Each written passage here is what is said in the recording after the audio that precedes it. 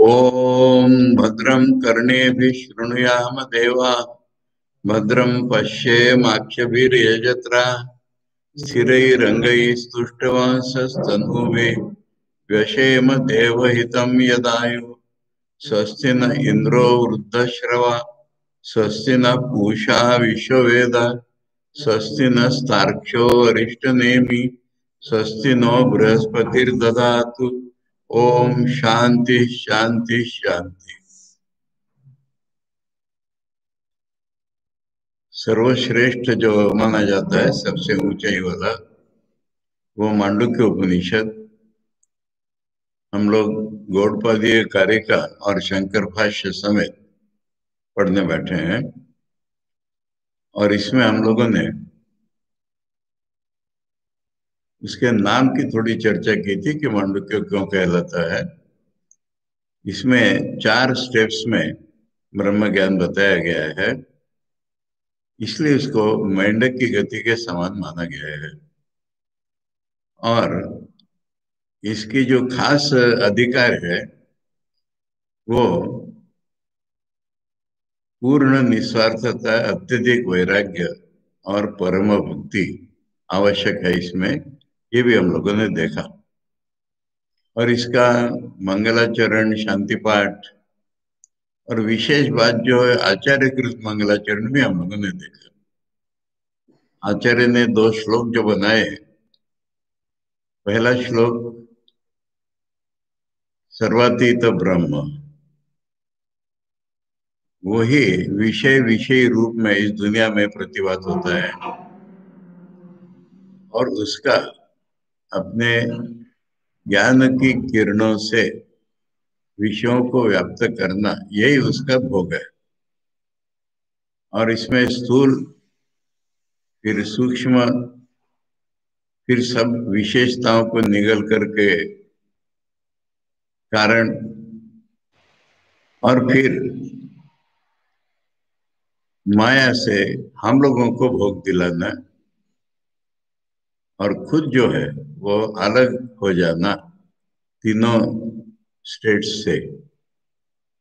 ये इसलिए उसका नाम तुर्य हुआ, चौथा। ऐसे ब्रह्म के सामने हम झुके हुए हैं।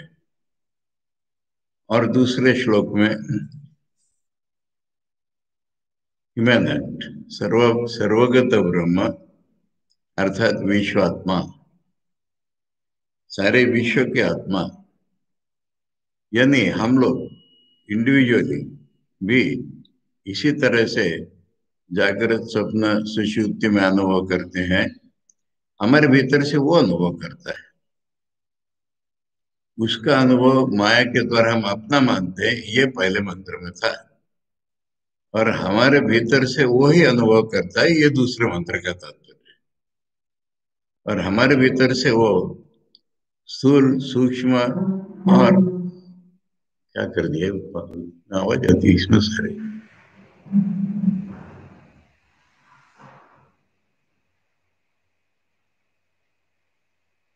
स्थूल, सूक्ष्म और अति सूक्ष्म या कारण रूप में हम जो अनुभव कर रहे हैं वो प्रत्यक्षता वही कर रहा है हमारे भीतर से। ऐसा जो चौथा है विश्वात्मा, वो इन सब को छोड़ करके अलग ही है। वो हमारी रक्षा करे, हमारे आध्यात्मिक जीवन की रक्षा करे। इस तरह से आचार्यकृत मंगलाचरण भी हम लोगों ने देखा।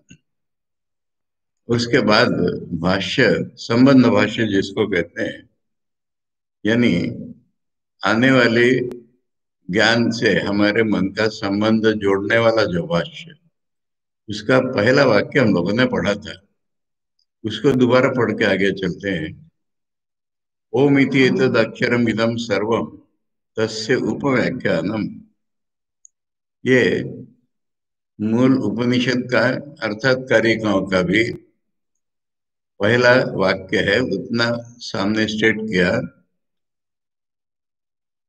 क्या है वो बता रहे हैं। वेदांतार्थ सार संग्रह भूतम इदम प्रकरण चतुष्टयम ओम इति एतद् अक्षरम इति अध्याय आरभ्यते।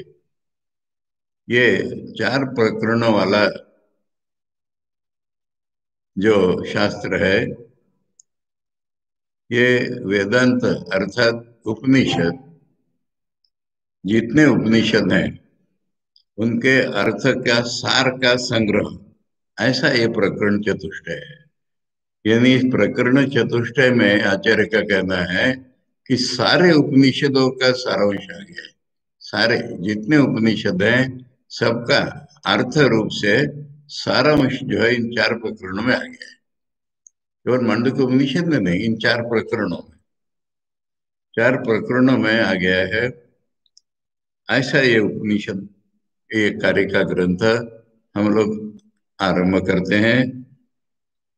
अतएव न पृथक संबंध अभिधेय प्रयोजनानि वक्तव्यानि। इसमें अधिकारी का प्रत्यक्ष निर्देश नहीं किया है, क्योंकि जैसे मैंने कहा इसमें खास ही बहुत ऊंचा वाला ही अधिकारी गृहीत है। तो यहाँ पर कह रहे हैं संबंध पहले लिया है। अभिधेय माने, अभिधेय का अर्थ होता है नाम। नाम नामी हम कहते हैं, अभिधेय अभिधान। अभिधेय माने नामी, अभिधेय माने नाम। नामी माने जिसका नाम है वो, तो विषय वस्तु की जगह अभिधेय था। अभिधेय माने विषय वस्तु, उसका नाम मांडुक्य उपनिषद, मांडुक्य कारिका। तो अभिधेय जो है वो संबंध, अभिधेय और प्रयोजन। तो कुछ लोगों का ऐसा कहना है कि जब वेदांत के प्रकरण है ना, ये जानते हैं वेदांत के जो संबंध होंगे वही तो इसके होंगे ना, ऐसा है। पूर्व पक्ष भी नहीं, पर ऐसा एक मान्यता है, उसको पहले स्टेट कर रहे हैं। इसमें क्या है, वेदांत के ही है ना, मालूम है हमको। ऐसा कुछ लोग कह सकते हैं, ऐसा मन में आ सकता है। वेदांत को रिफर करना पड़ेगा जाकर के।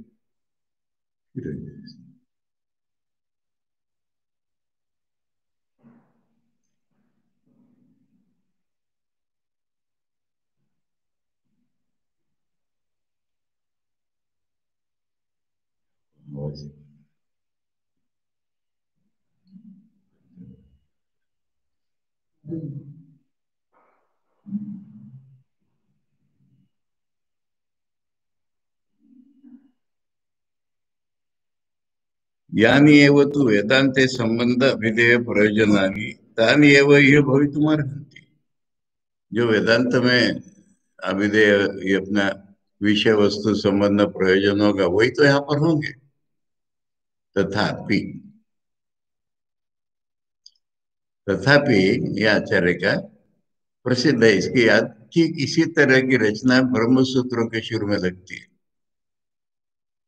वहां उन्होंने कहा है कि जो हम है वो तू नहीं हो सकता, तू हम नहीं हो सकते, ये तो किसी भी प्रमाण से हो ही नहीं सकता। फिर भी, तथापि प्रैक्टिकल लाइफ में है, तो वही यहाँ पर तथापि है कि ऐसा लगेगा हमको कि जरूरत क्या है, वेदांत के मालूम है हमको। फिर भी, फिर भी क्या, प्रकरण व्याचिख्यासुना संक्षेप तो वक्तव्यानि।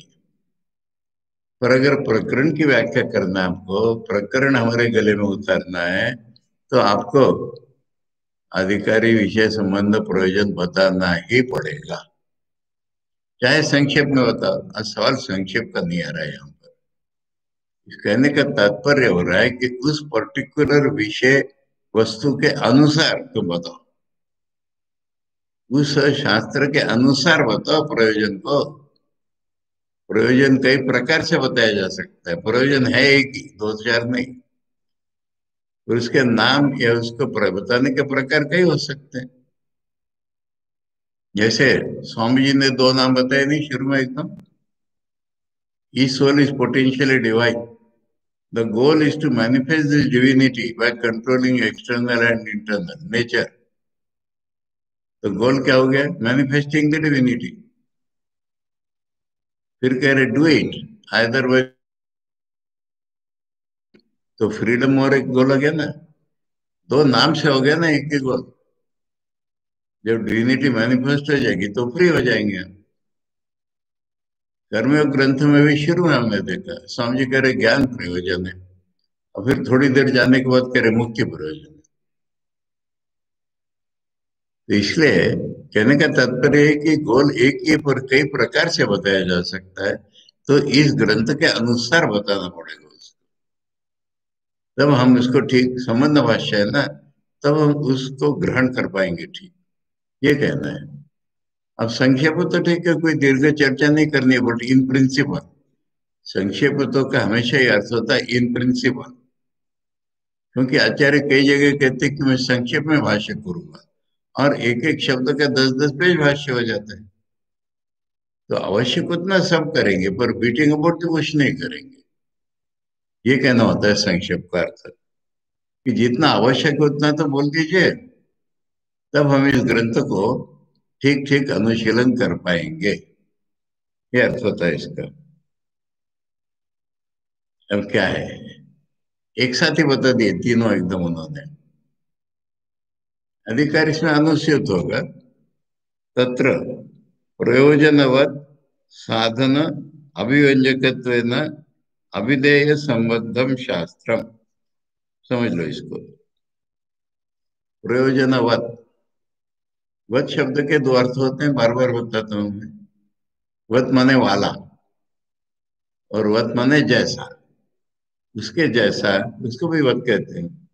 और वो वाला, वो भी वत कहते हैं। बुद्धिमान, बुद्धि वाला। मत और वत एक ही प्रत्यय होता है। तो प्रयोजनवत, प्रयोजन वाला साधन, मैंने साधन ऐसा कि जो प्रयोजन को लाएगा ही, ऐसा साधन, प्रयोजन वाला साधन। अभिव्यंजकत्व है ना, वो प्रकट किया है इस प्रकरण चतुष्टय में ने, प्रयोजन सिद्ध करेगा ऐसा साधन प्रकाशित किया है। तो फिर विषय वस्तु जो है अभिधेय, उसका कनेक्शन मिल गया, ऐसा आचार्य। विषय वस्तु क्या है इसकी, प्रयोजन वाला साधन बताना। एक साथ तीनों आचार्य ने बता दिया। बताएंगे, एक एक को पकड़ के बताएंगे, पर पहले संबंध बता रहे हैं। संबंध क्या है, इस प्रकरण चतुष्टय में ऐसा साधन हमको सिखाएंगे कि जो प्रयोजन को खींच के लाएगा हमारे पास। इससे हमको एक चीज और मालूम हो रही है कि साधन सिखा रहा है, ये चारों प्रकरण हमको साधन सिखा रहे हैं। और ऐसा साधन सिखा रहे हैं कि जो प्रयोजन को खींच के ले आएगा, उसके अलग से सोचने की जरूरत नहीं पड़ेगी। ये विषय वस्तु है। इसकी विषय वस्तु ऐसी है कि जो प्रयोजन वाला साधन हमारे सामने प्रकट कर देगी। ये एक सेंटेंस हो गया। प्रयोजनवत साधन अभिव्यंजकत्वेन अभिधेय संबद्धम शास्त्र, ये शास्त्र का अभिधेय से जो संबंध है, मैंने विषय वस्तु से, वो यही है कि इसके विषय वस्तु क्या है, वो साधन प्रकट करना जो प्रयोजन को खींच लाएगा। पारंपरेण विशिष्ट संबंध अभिधेय प्रयोजनवत होती। पारंपरेण माने परंपरा से, परंपरा माने गुरु शिष्य परंपरा नहीं है। अगर ऐसा विषय वस्तु हो कि जो प्रयोजन वाला साधन प्रकट कर दे, तो इस क्रम से हमारा संबंध हो गया। विषय वस्तु क्या है, जो साधन बताए प्रयोजन के लिए, तो तीनों के साथ संबंध हो गया ना हमारा भी। इसको कह रहे पारंपरिक। विषय वस्तु के साथ संबंध हो गया, विषय वस्तु साधन बताएगी, तो साधन के साथ संबंध हो गया, और साधन प्रयोजन को खींच लाएगा, तो प्रयोजन के साथ संबंध हो गया हमारा। ऐसा ये शास्त्र बताएगा। विषय वस्तु इसकी ऐसी होगी जो प्रयोजन वाला साधन बताएगी, तो तीनों चीजों के साथ हमारा संबंध हो गया। अब समझाएंगे एक, इसकी स्टाइल से समझाएंगे, मांडुक्य की स्टाइल में जो सूट करेगा, ऐसे बताएंगे। किम पुनः तत् प्रयोजन में उच्यते, बताइए तो प्रयोजन क्या है? इतनी तो आपने प्रस्तावना कर दी, क्या प्रयोजन है? हम लोग जानते हैं प्रयोजन को। हम लोगों ने अब तक दो तीन शब्दों में पूर्णत्व प्राप्ति बोला है हमेशा। और पूर्णत्व प्राप्ति होगी तो पुनर्जन्म आएगा ही नहीं हमको, इसलिए मुक्ति। ये दोनों चीजें बताते रहे। अब यहाँ पर देखो क्या स्टाइल है। रोगार्थ से इव रोग निवृत्त स्वस्थता। अरे आदमी है तो स्वस्थ ही आदमी है ना। फिर उसको रोग हो जाता है कुछ, रोग हो गया तो दवाई ले लो, और दवाई ली के रोग खत्म। रोग खत्म, तुम जैसे स्वस्थ थे वैसे स्वस्थ। यानी मनुष्य स्वरूप होता है तो प्रयोजन प्राप्त है उसको। उसका क्या प्रयोजन है? वो अगर ब्रह्म स्वरूप है तो वही ब्रह्म स्वरूप उसका प्रयोजन है। परंतु बीच में ये भवरोग आ गया, बीच में हम जीव बन गए, बीच में हम संसारी बन गए, बीच में हम अविद्या में पड़ गए। उसको निकालने वाली दवाई दे दो। तो क्या बीमारी है? भवरोग। दवाई क्या है? मांडुक्य उपनिषद। मांडुक्य उपनिषद ने दवाई बताई है, उसके अनुसार चूर्ण बना करके लेनी पड़ेगी। वैद्य इतना ही बताएगा ना, ये मात्रा, ये मात्रा, ये मात्रा, ऐसे मिक्स करो, उसमें शहद मिलाओ और फिर खा लो। तो ऐसा है ये मांडुक्य के चार का प्रकरण, चार कारिका हमको ऐसे दवाई बता देगी कि वो दवाई बनाओ, ग्रहण करो, तुम रोग छूट जाएगा तुम्हारा। और क्या करना है तुम?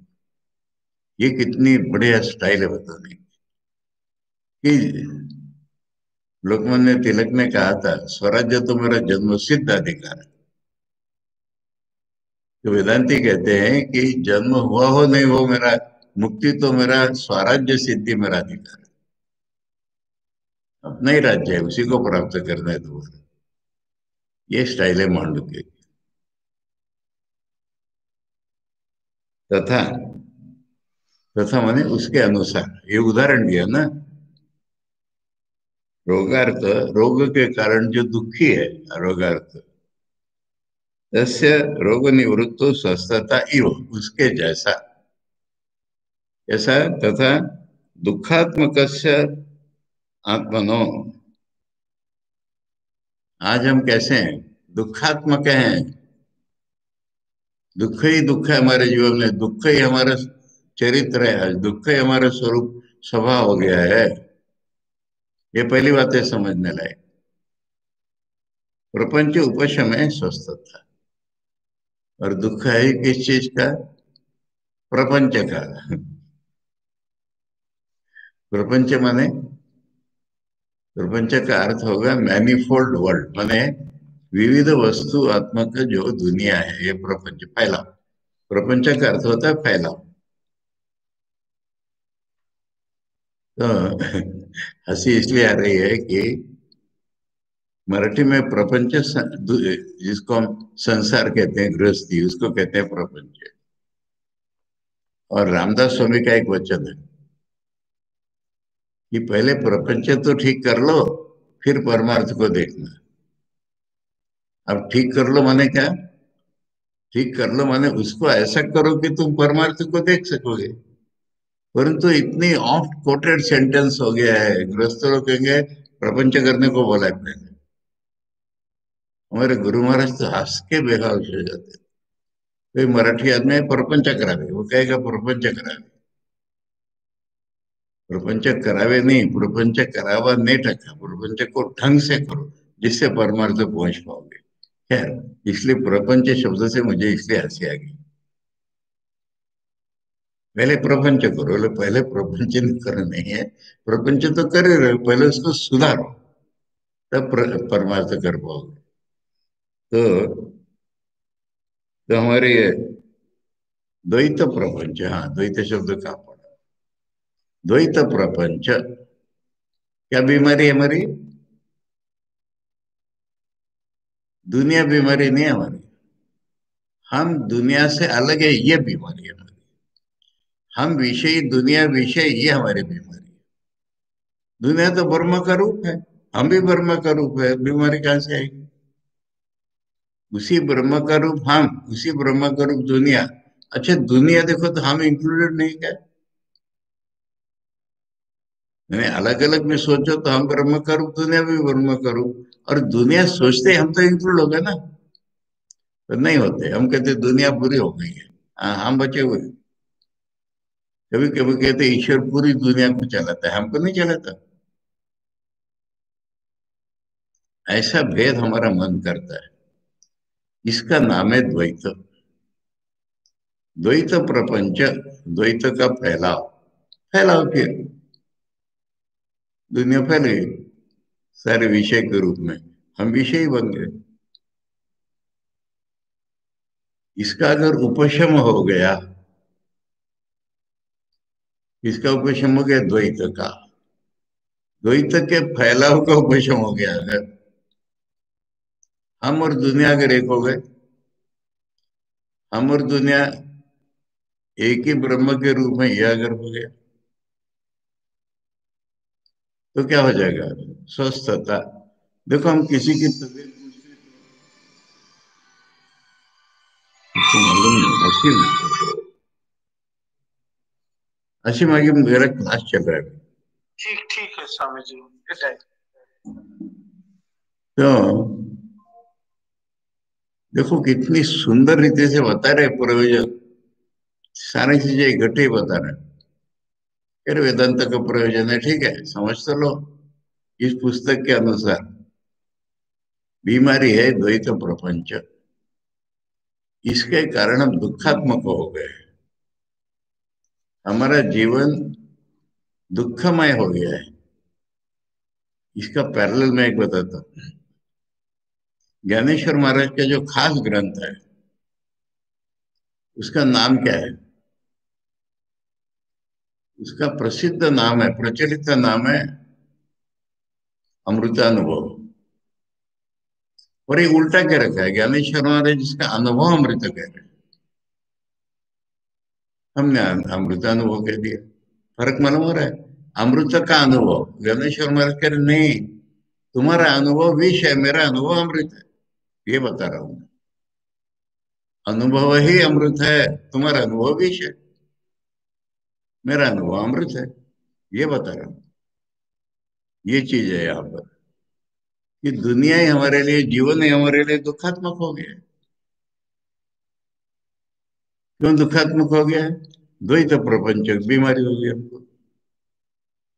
अगर द्वैत प्रपंच के लिए दवाई मिल गई और उसका उपशम हो गया, रोग का उपशम बोलते हैं ना, उपशम हो गया, तो फिर हम स्वस्थ हो गए। किसी की तबीयत पूछते हैं तो क्या पूछते हैं? आप स्वस्थ है? तो स्वस्थ शब्द का अर्थ समझते हैं? स्वस्थ अपने में स्थित है तो, नहीं तो कहाँ स्थित होते हैं? प्रकृति में। प्रकृति में स्थित हुए कि भोग भोग मार बीमारी शुरू हो जाती है। कुछ लोग पूछते हैं आपकी प्रकृति कैसी है, उसी को, बीमारी को। तो प्रकृति अगर ठीक होगी तो पूरी भी ठीक है। ये देखो, ये प्रयोजन है। एक झटके में ऐसा हथौड़ी मारा है। अरे बीमारी क्या है? पागलपन तुम्हारी बीमारी। तुम ब्रह्म हो, दुनिया ब्रह्म है, देखो इसमें ये विशेषता चल रही है। समझ में आ रहा है? हम ब्रह्मास्मि नहीं आ करे खाली।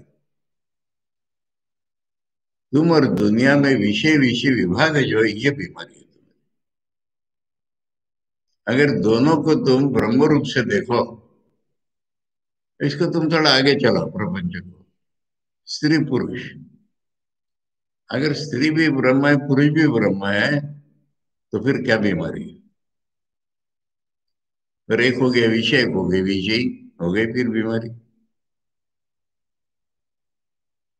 माँ ने क्या कहा ठाकुर के बारे में? राधा की उक्ति, ना सो रमणा ना हम रमणी, फिर क्या प्रपंच रहे? अद्वैत भाव प्रयोजनम। प्रयोजन क्या हो गया? अद्वैत भाव।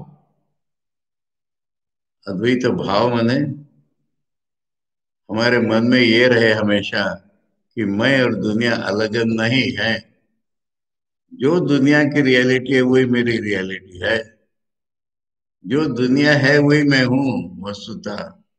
ये अद्वैत भाव है। ये दवाई है। ये दवाई है, ये बीमारी से छुटकारा भी है। ये प्रयोजन है हमारा कि हम और दुनिया का भेद मिट जाए। बाहर से नहीं मिटेगा ये। बाहर से भेद मिटाना एक तो पागल लोग करते हैं, उन्हें तथाकथित वेदांती, या कम्युनिस्ट लोग करते हैं।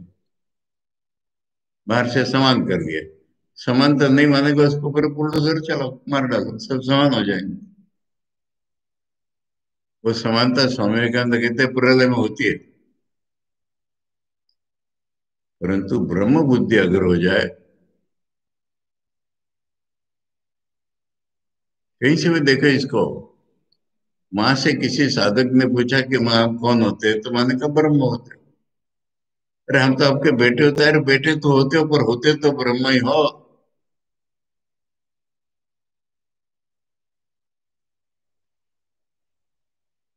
अब ये दवाई कैसे पढ़नी चाहिए? ये द्वैत प्रपंच आया कहाँ से? वहां दवाई देनी पड़ेगी ना, मूल में। दवाई की मजा मालूम है? कोई आदमी गया डॉक्टर के पास, पेट दर्द हो रहा है। बोले क्या पेट दर्द हो रहा है? बोले जली हुई रोटी खा ली थी आज। उसकी आंख में दवाई डाल रहे हो, डॉक्टर पेट में दर्द है। अरे आंख से तुमको दिखा नहीं तभी तो तुमने खाई ना। आंख ठीक हो जाए तो फिर तुम ऐसी रोटी नहीं खाओगे। तो मूल में दवाई देनी पड़ेगी ना। बीमारी यहाँ से है। नहीं तो ऊपर से लिपापोती करने से क्या होगा? Symptomatic treatment. द्वैत प्रपंचस्य अविद्याकृतत्वात्। द्वैत प्रपंच जो है यह हमारा मिथ्या ज्ञान। मिथ्या ज्ञान के कारण द्वैत प्रपंच है। चांद एक ही, हमको दो दो दिख रहे हैं। कौन सा रियल कौन सा अनरियल मत पूछो, दोनों अनरियल। कि मैं और दुनिया जो अलग दिख रही है, ये हमारा गलत ज्ञान है। ऐसा होने के कारण द्वैत प्रपंच से अविद्याकृतत्वात् विद्या तदुपशमस्यात्। सीधी बात है। अगर गलत ज्ञान इसका कारण है, तो सही ज्ञान इसका उपाय है। उससे उपशम हो जाएगा।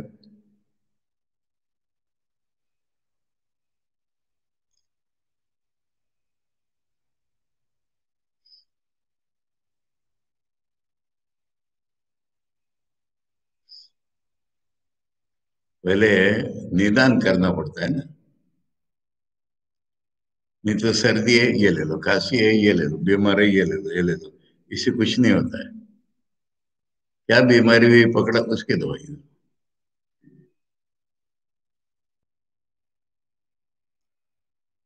इति, ऐसा है इसलिए ब्रह्म विद्या प्रकाशनाय अस्य आरंभ क्रिय।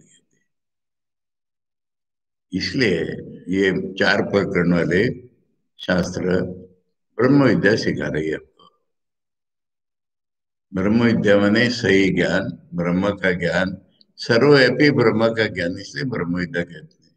जिसमें हम और दुनिया अलग नहीं रह जाएगी, उस ब्रह्म का ज्ञान अगर हमको हो गया, तो फिर अविद्या हमारी कट गई। हम जैसे थे स्वस्थ ऐसे स्वस्थ।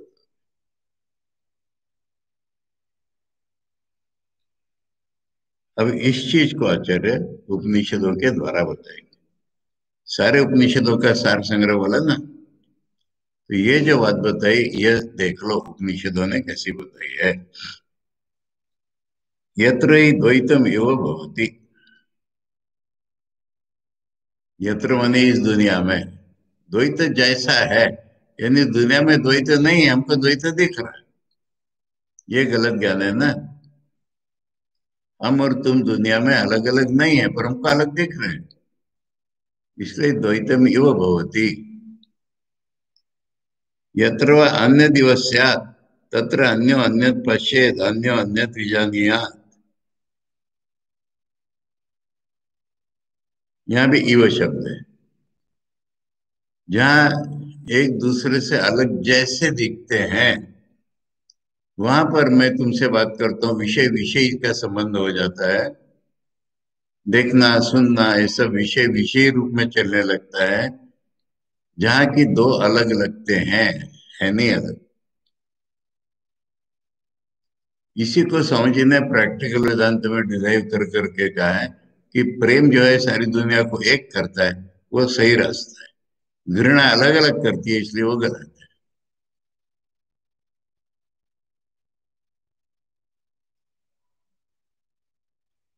यत्र वा अस्य सर्वम, अब इसका उल्टा, यत्र वा अस्य सर्वम आत्मैवाभूत, जिसके साधक के लिए ये सब कुछ आत्मा ही हो गया।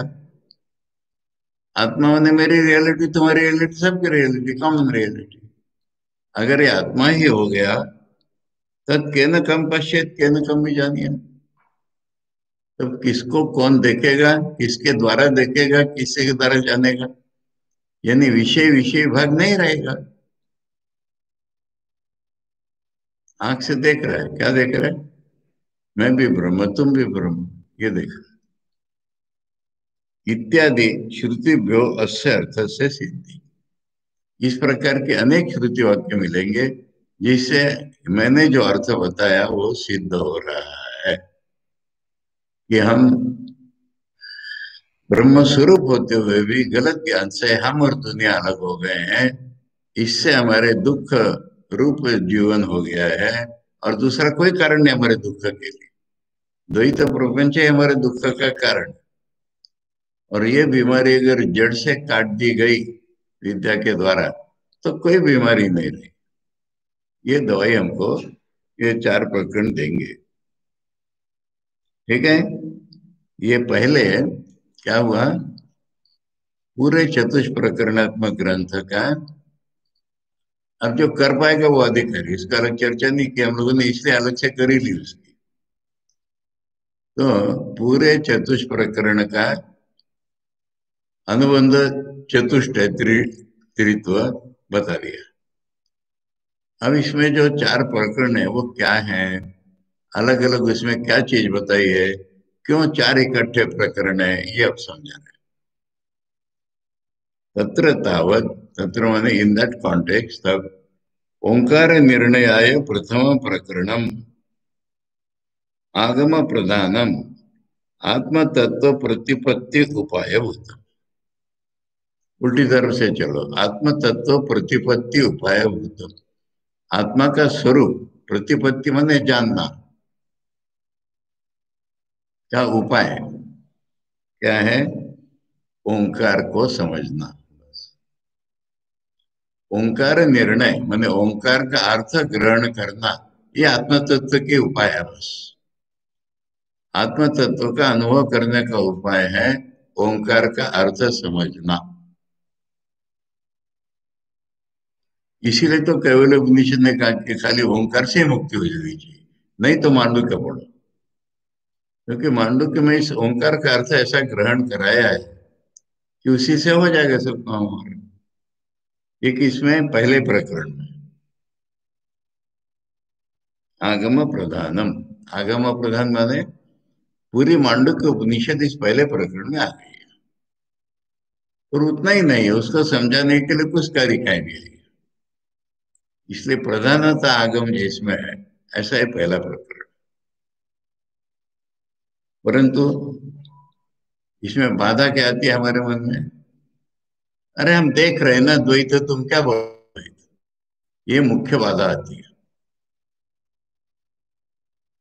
यस्य द्वैत प्रपंचस्य उपशमे अद्वैत प्रतिपत्ति, यानी अद्वैत का ज्ञान होगा कैसा? द्वैत प्रपंच जब उपशम हो जाएगा, हम और दुनिया अलग अलग है, ये भेद ही मिट जाएगा, तो फिर अद्वैत मिल जाएगा।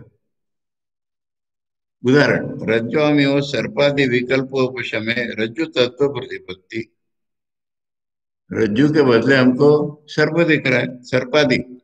सर्पादि माने रस्सी पड़ी हुई है, हमको दिखता है पानी बह रहा है।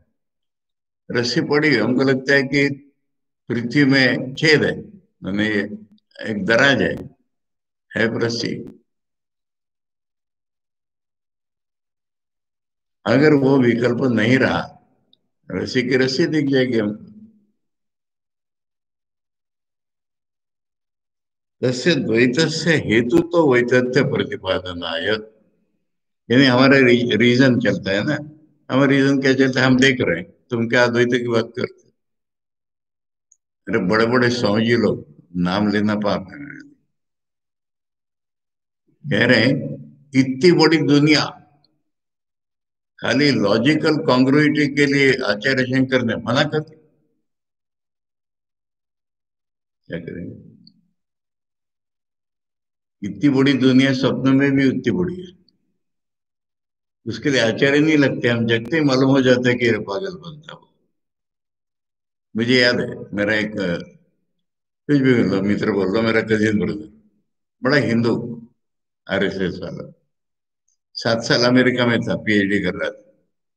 वापिस आया, नागपुर आया था, ग्राउंड में एक ईंट पड़ी हुई थी, उसको ठोकर मारा उसने।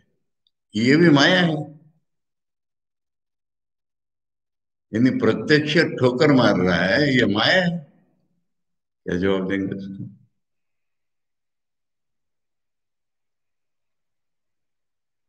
तो ये हमारा मुश्किल है, हमारा अनुभव इसको आड़ आ रहा है। हमको आगम प्रकरण प्रधान ने तो बता दिया कि द्वैत प्रपंच मिट जाएगा तुम, पर हम उसको तैयार ही नहीं है। हम कह रहे तो तुम्हारी बातें हो गई, हम तो देख रहे हैं ना। तो जो द्वैत देख रहे हो वो देखने से सही नहीं होता, ये द्वितीय प्रकरण ने बताया हमको। द्वितीय प्रकरण में रीजन, हेतुता, ऐसा रीजन बताएंगे। अब रीजन ना इंडिपेंडेंट रीजन मत समझो, उसमें उपनिषद उपनिषद भी लाएंगे, पर रीजन मुख्यतः ऐसा रीजन हमको देंगे। कैसा? द्वैतस्य हेतु तो वैतथ्य प्रतिपदा है। वैतथ्य माने जैसा नहीं है वैसा दिखना, वैतथ्य मिथ्या, द्वैत का मिथ्या भाव दिखा देने के लिए हेतुता दूसरा प्रकरण है। क्योंकि अगर ये द्वैत मिट जाएगा तो हमको द्वैत अपने आप मिल जाएगा, द्वैत रियलिटी है। द्वैत का अनुभव हमको प्रॉब्लम कर रहा है, अनुभव होने से सत्य नहीं होता, ये हमको दूसरा प्रकरण सिखाएगा। अब क्या सवाल है कि रीजन अगर हमने लगाया तो रीजन को कोई दिशा नहीं होती। ये रीजन हमको कहेगा अद्वैत भी मिथ्या ही है, जैसा द्वैत मिथ्या है, ऐसा अद्वैत भी मिथ्या है। तथा अद्वैत से वैतथ्य प्रसंग प्राप्त हो, रीजन हम ऐसा चलाएंगे जैसे बुद्धिस्ट वगैरह लोग हैं, वो कहते हैं कि शून्य है सब कुछ, कहाँ तुम्हारा अद्वैत रहा? तो इसलिए तर्क को इंडिपेंडेंट छोड़ोगे तो कुछ भी हाल हो जाएंगे, तो फिर वो सिद्ध करेगा कि अद्वैत भी मिथ्या है। प्रसंग प्राप्त हो, ऐसा प्रसंग आ जाएगा, रीजन को ठीक चलाएंगे जिससे वो नहीं आने देंगे। युक्तिता तथा दर्शनाय तृतीय प्रकरणम, तीसरा जो अद्वैत प्रकरण है, रीजनिंग को कैसे चलाना जिससे अद्वैत प्रस्थापित हो। अद्वैत प्रस्थापित रीजन से नहीं हुआ है, अद्वैत प्रस्थापित हुआ है वेदांत से, पर उसके आगे द्वैत आ गया, द्वैत मिथ्या कर दिया रीजन से। रीजन आगे चला तो अद्वैत भी मिथ्या हो जाएगा। रीजन को किस तरह चलाओ, रीजन को इंडिपेंडेंट प्रमाण है ही नहीं। तो ऐसा रीजन हमको सिखाएंगे, युक्तिता तथा दर्शनाय तृतीय प्रकरण।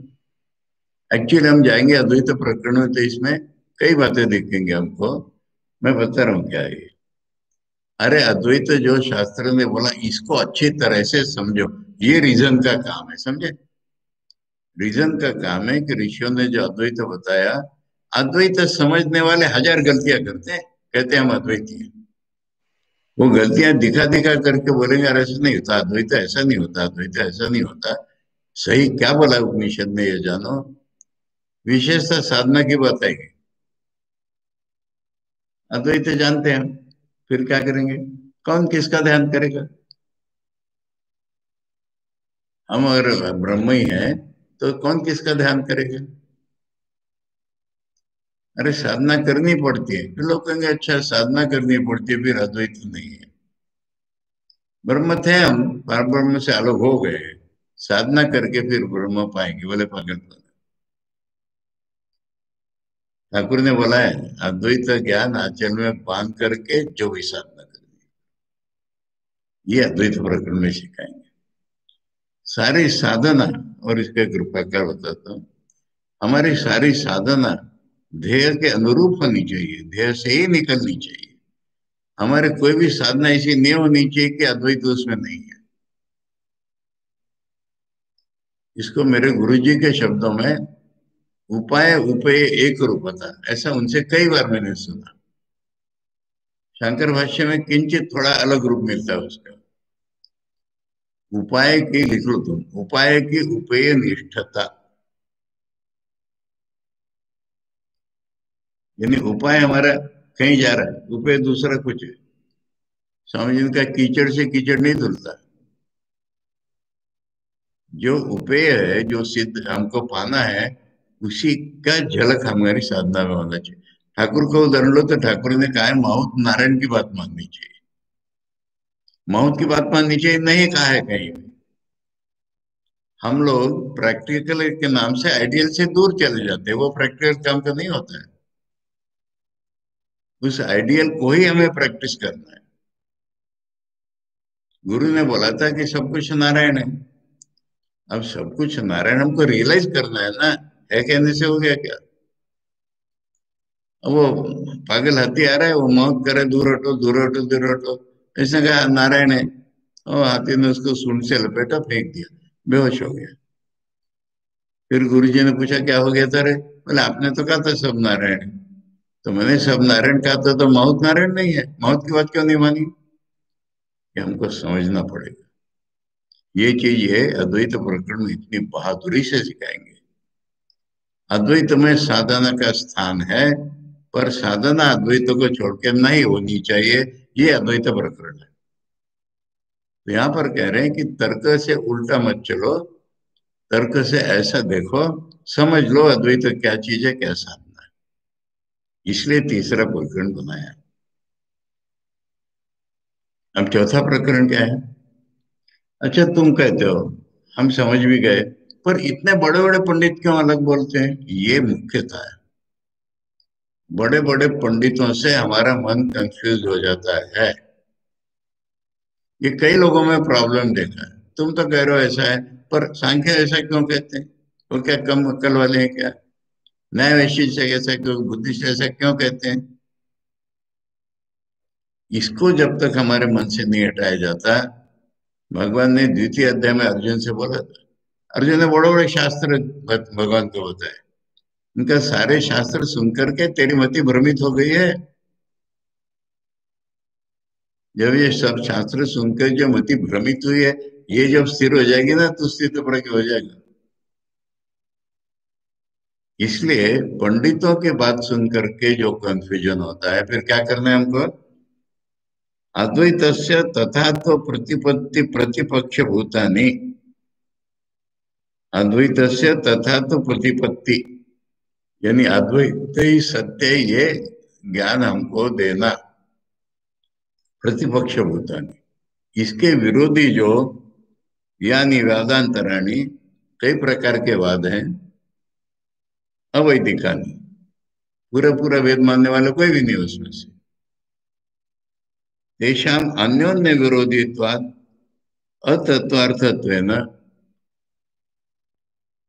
यानी सांख्य बताएगा, वैशेषिक जी उसका विरोध करेगा, वैशेषिक जो बताएगा सांख्य उसको काट देगा। तद उपपत्ति भी रेव, उन्हीं के रीजन को आगे चला करके बता देंगे हम कि ये मिथ्या है। ये स्वामी जी ने बोला है। कोई भी एक दर्शन शास्त्र लो जो सीमित है, उसमें जो लॉजिक है, उसी लॉजिक को पकड़ के अगर आखिरी तक चलो तो दिखेगा कि वो गलती है। हम उनकी गलती नहीं बता रहे, हम बता रहे कि देखो एक तो बात है आपस में लड़ रही है, दूसरी बात है कि इनमें से कोई भी लो, उसी का लॉजिक आगे चलाओ तो पूरा पड़ ही नहीं रहा हो। तद उपपत्ति भी रहे वो निराकरणाय चतुर्थम प्रकरण, ये चौथा प्रकरण है इसका। चार प्रकरण मिलके इसलिए शास्त्र पूरा हो रहा है कि पहले तो वेद बता दिया और वेद ने हमको समझा दिया अद्वैत, पर हमारा अनुभव आना था। अनुभव होने से ठीक नहीं है, ये हमको द्वितीय प्रकरण ने सिखाया बाय प्रॉपर रीजनिंग। और रीजनिंग को उल्टा पुल्टा चलेगा तो अद्वैत भी मिथ्या कह देगा। इसलिए अद्वैत एग्जैक्टली क्या चीज है, उसमें साधना का क्या स्थान है, अच्छा रीजन लगा करके हमको सिखाएगा ये अद्वैत प्रकरण। अब बड़े बड़े पंडित क्या कहते हैं, इससे हमारी मति गुम हो जाती है। तो उनका आपस में विरोध दिखाना और उसी के लॉजिक से उसका खंडन करना, ये आखिरी प्रकरण, तब हमारा ज्ञान पूरा होता है। ये प्रकरण चतुष्टय का, ठीक है, संक्षेप में यहाँ अर्थ बता दिया। प्रयोजन संबंध तो पहले ही बता दिया। अब जो इसका यहाँ पर मार्क करो, अब जो है ना पहले प्रकरण का संबंध भाष्य है। पूरे मांडव्य कारिका का संबंध भाष्य यहाँ पर खत्म हो गया। अब इसके बाद जो एडिटर लोग हैं ना, वो समझाना पड़ेगा ना। यहाँ गीता वर्ष की पुस्तक में दो डंडियां तो लगा दी है ना, माने ये संबंध भाष्य पूरे ग्रंथ का हो गया। अब पहले प्रकरण का संबंध भाष्य आएगा। कथम पुनः ओंकार निर्णय आत्म तत्व प्रतिपत्ति उपाय प्रतिपद्यते इति। ये ओंकार का अर्थ समझने में अद्वैत कैसा हमको आ जाएगा, ये पहला प्रकरण है। कैसे आएगा? ओंकार शब्द का, ओंकार का अर्थ ग्रहण करना, ये आत्म तत्व के ज्ञान का उपाय है। कैसे है ये संबंध बता रहे अभी, अलग अलग उपनिषदों में से बता रहे। कठोपनिषद ने कहा है, कठोपनिषद का प्रसंग याद करो, हम लोगों ने पढ़ी कठोपनिषद। नचिकेता गए यमराज के पास और सवाल पूछा कि मरने के बाद कोई कहते हैं, कोई कहते नहीं, आप समझाइए। फिर उन्होंने बताना जब शुरू किया, पहला ही मंत्र बताया बताने में, तम दुर्दर्शम गूढ़ प्रोइष्टम ग्वाहितम गौवरिष्ठम वरिष्ठम अध्यात्म योगा निगदेन देवम मत्वा धीरो हर्ष शोको जा। नचिकेता को ये ग्रहण हो गया। ग्रहण हुआ तो कैसे हुआ? कह रहे ये तो सर्वातीत है और मैं यहाँ पर हूँ जमीन पर, परंतु ये सर्वातीत को पा कैसे सकता हूँ मैं? पर इनको दिख रहा है, वो मुझे समझाइए। तब यमराज की समझ में आया कि ये नशे नहीं मांग रहा है। अगर वो स्वर्ग में, मैं नीचे बैठा हूं, यानी इमानस पूरा नहीं समझा ना कि तुम्हारे में भी वही है। ये प्रसंग हम सबके मन में आता है। देखो मीराबाई के पदों में है क्या, गगन मंडल पर सेज प्रिया की किस विध मिलना हो, सूली ऊपर सेज हमारी किस विध सोना हो, वो दुखात्मक से दुनिया। सूली मालूम है ना, फांसी नहीं होती थी पहले, सूली होती थी। हाँ, सूली घुसा के मारते थे। बोले सूली के ऊपर तुम्हारा बिछाना लगा दिया, हम सोएंगे कैसे? और गगन मंडल पर सेज प्रिया की, प्रीतम की सेज जो है वो गगन मंडल पर है, किस विध मिले ना हो। मालूम है ना मेरे का गाना है, तुमने सीखा नहीं हो? अरे मैं तो प्रेम दीवानी, मेरा दर्द न जाने कोई।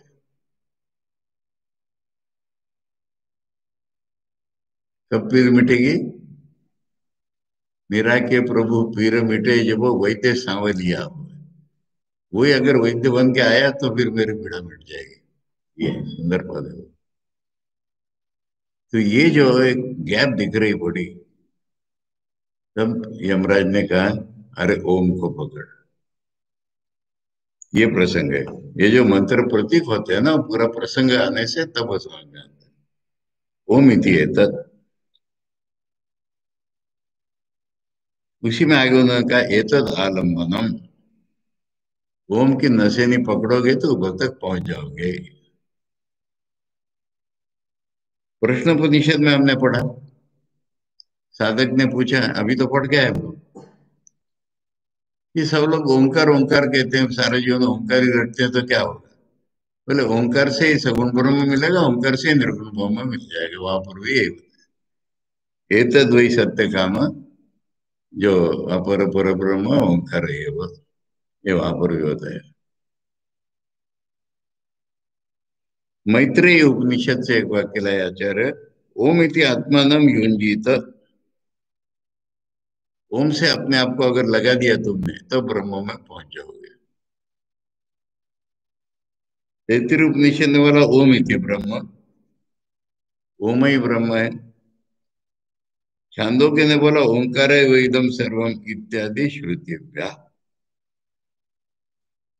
सारे उपनिषद हमको बता रहे ओंकार से ही होता है। कैसे? अभी बताना है उनको। ये एक वाक्य समझ लो, कल इस वाक्य को दोबारा पढ़ेंगे।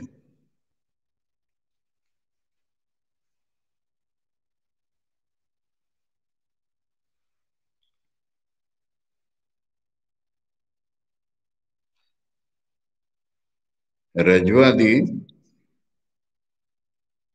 रज्वादिरिव सर्पादि विकल्पस्य आस्पदो अद्वय आत्मा परमार्थ सन इव है, हाँ? सर्प आदि विकल्प माने अलग अलग दिख रहे हैं ना, सर्प गारा वारा, इनका आस्पद, आस्पद माने आधार क्या है? रज्जु इसका आधार है। ऐसे अनेक उदाहरण होते हैं ना। सीप है, चांदी दिख रही तो चांदी का आधार सीप है। ये पानी दिख रहा है, उसका आधार रेती है।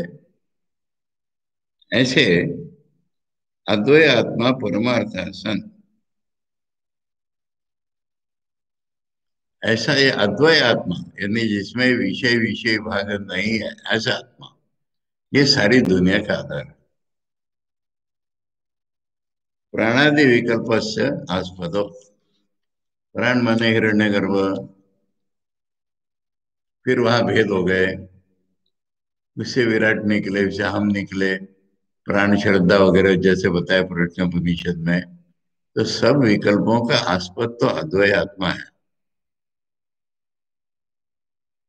ठीक है, एक और दूसरी ओर अब हमारी वाणी है, सर्वोपि वाक् प्रपंच प्राणादि आत्म विकल्प विषय ओंकार है।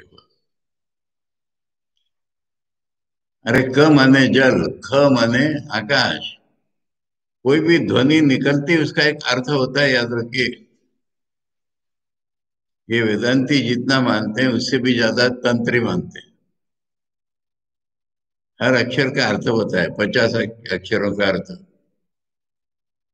मालूम है ना। प्रसिद्ध ग्रंथ क्या नाम है?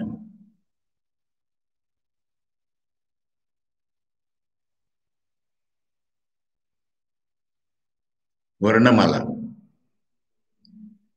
तंत्र का प्रसिद्ध ग्रंथ है वर्णमाला, प्राइमर पुस्तक नहीं तुम्हारी। उसका अनुवाद वुड्रू फिल्सन ने किया है, गार्लैंड ऑफ लेटर्स। मैं उल्टी तरफ से चला, गार्लैंड ऑफ लेटर से मैंने शब्द निकाला। एक एक अक्षर का एक एक अर्थ है। अरे बीज नहीं कहते हैं, ह्रीम ओम क्लूम, अर्थ होता है इसका, बल्कि उच्चारण करने से नहीं होता है। तो हर एक अक्षर का एक एक अर्थ है। अब सारे अक्षर का मूल क्या है, आधार क्या है? ओम। सारे वाणी का आधार ओम है। वाणी का मूल है वो, सारों का कॉम्बिनेशन हम लोग ने कई बार सोचा, फिर सोचेंगे कल इसको। और वाणी का अंत है। तो ओम तो सारी वाणी का आधार हो गया ना। और वाणी जो है वो वस्तुओं का आधार है, माने हर एक वाणी का अर्थ है।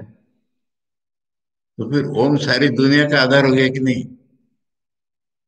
ओम सारी वाणी का आधार है, वाणी दुनिया का आधार है, तो ओम सारी दुनिया का आधार हो गया। और ओम ने हमको बताया रहे तो ध्वनि है खाली, रियलिटी तो पीछे ही रहेगी। ये ओम ने हमको सिखाया। ये ओम ही ज्ञान होने से परब्रह्म का अद्वैत ज्ञान हो जाता है। ये हमको पहला चैप्टर समझाएगा। ये संक्षेप में बता दिया इन्होंने। सच आत्मस्वरूपमेव तद अविधायकत्वात्। वो ओंकार ही आत्मा का स्वरूप है। वो ओंकार आत्मा का नाम है।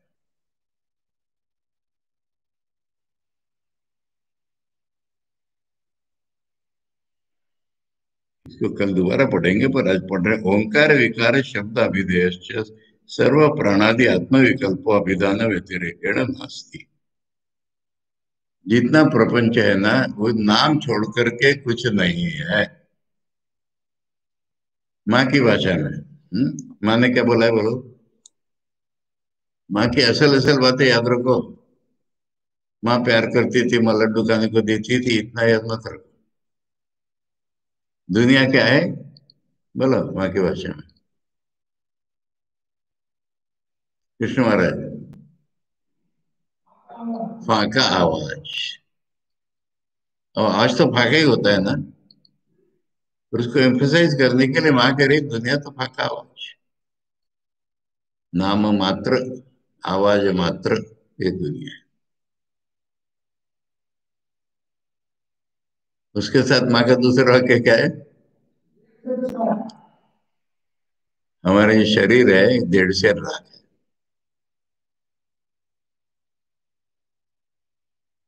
ये पहले प्रकरण में अच्छी तरह से बुझाएंगे। इतना बढ़िया रीति से समझाएंगे, 4 स्टेप में ज्ञान देंगे पूरा। 4 स्टेप में देंगे माने क्या। हमको ये ग्रहण हो गया। ग्रहण होते ही हमारा इंडिविजुअलिज्म खत्म हो जाएगा। सारी दुनिया के साथ हम एक फील करेंगे और स्थूल रूप रहेगा। कल पढ़ेंगे।